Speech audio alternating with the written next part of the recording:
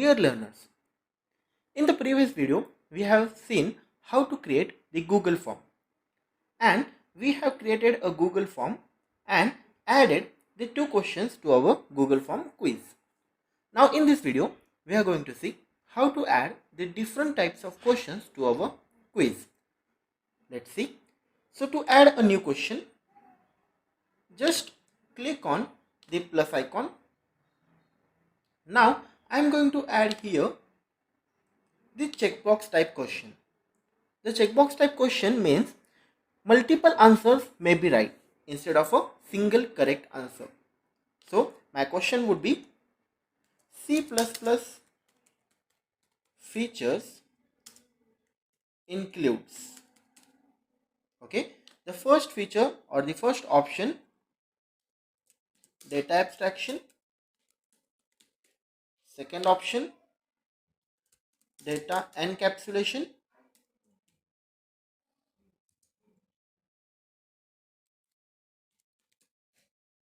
Third option, polymorphism.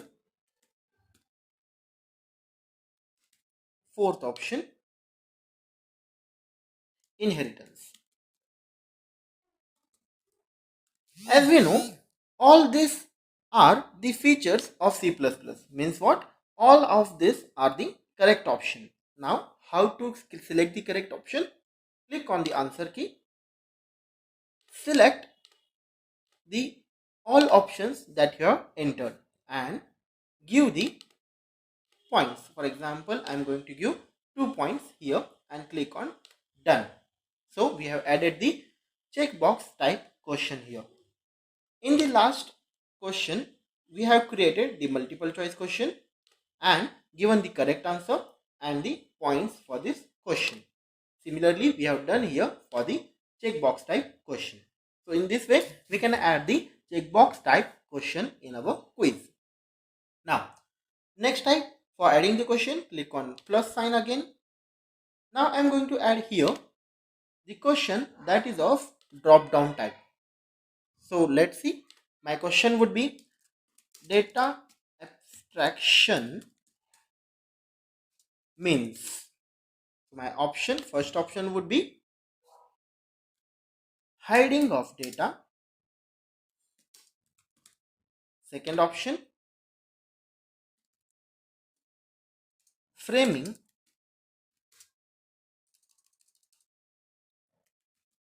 Framing of data. Third option, parent child relationship or just relation. So these are the three options I am going to give. Now we have to give the answer key. So the correct option is hiding of data. I am going to select it and give the points for this particular question and click on done. So okay, the drop down question has been added and I am going to make this question to be compulsory. So in this way, you can add the drop down type question to our quiz. The next question we are going to add is the simple example of linear scale. Let's see. Quiz was. I'm just taking the feedback for the quiz that I have created. Then here we can take the scaling from 1 to 5.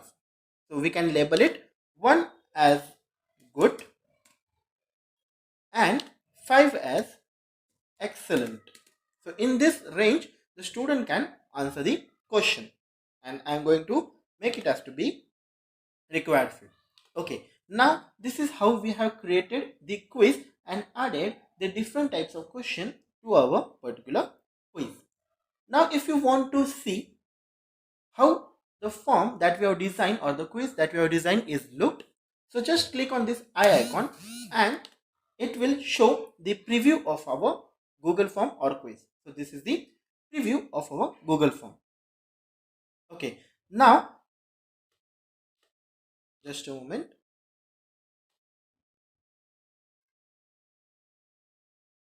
Okay, so this is the preview of our Google form quiz that we have created. So we will just check. As it is a compulsory field, it will ask for the email ID. So I am going to just enter my email ID. The name of the student, I will enter my self name. Then year and division, I will enter SY, A division. Roll number, I am going to enter 1 and click on next button. Now I am going to solve this quiz. So what is the full form of OOP? I am just clicking the answer. Second question, click the answer. Third question, as it is a checkbox, we can check multiple options. You can see here the drop down question. It will appear something like this. So I am going to select the correct answer. And the final question that we have taken some feedback quiz was, I am just going to give the 4 marks, 4 ratings from 1 to 5, and I am going to click on submit. Once I am submitted, it will show that your response has been recorded. After this, if I click on view score, I am going to get my score, that is to be 15 out of 17. So this is how you can create the quiz by using the Google form. Now come back to our Google form that we have designed. Here you can see the responses that has been accepted. So just now, so click on responses. So we just now solved the quiz, and this was the total review of this quiz. So it will show graphically all the question answers that was given by the particular student. In this way, we can create the quiz with the different question patterns, and we can assign the marks to the students, and we can collect these responses. Now, once the responses has been collected, you can create the Excel sheet or a spreadsheet of this response. How to create it?